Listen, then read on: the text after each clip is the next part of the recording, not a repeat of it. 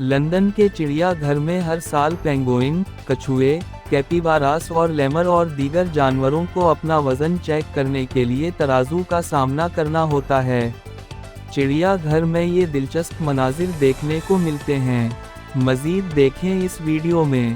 یہ ہے ریڈیو جیوے Pakistan digital. Today's a big day. It's the annual weigh-in. Now, here at the zoo, we've got over 10,000 animals across more than 400 species. So keepers have been in since 6 o'clock this morning. They'll be here till gone 6 o'clock tonight when lights even starts fading.